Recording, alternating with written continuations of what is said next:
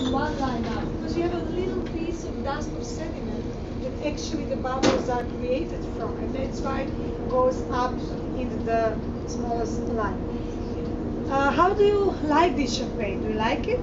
No. No. No.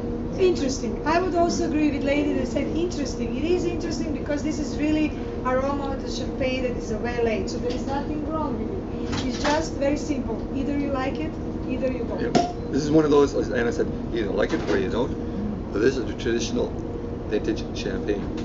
And one of the reasons we put both Perrier-Jouets in, we like them ourselves, but it's at $155. So you imagine if you had this on Valentine's Day, and this is not your style of champagne, you'd be like, huh, wow, that was kind of a waste.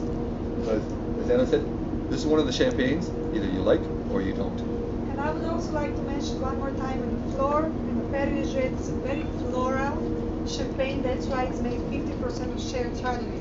And what makes this champagne special, there is a story behind, very romantic one, that I would ask Mr. Craig, because he knows a little bit nicer when it comes to romantic to tell you the story about the flower on a bottle. Oh, well, thank you. Thank you so much, and if you have any question, please. I like Thank it you. when she said romantic. I'm still single. How romantic am I? No.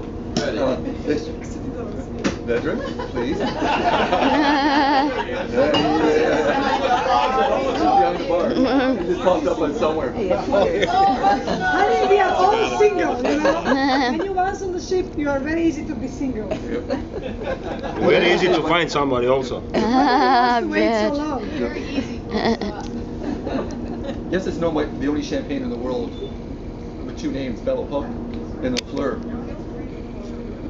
The reason with the flower on the champagne is because we know Aphrodite, right?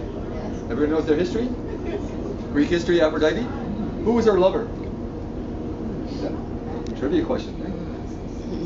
Adonis. Adonis was slain, according to legend, where this vineyard is. His blood was spilled for his love on it. And that's where the history of the flower comes into. These flowers actually grow in between the trestles of vines to this day. So again, a little romance to it. But that's where the history comes back from. So Adonis and Aphrodite. And the flower grows wild all over. So this was the creation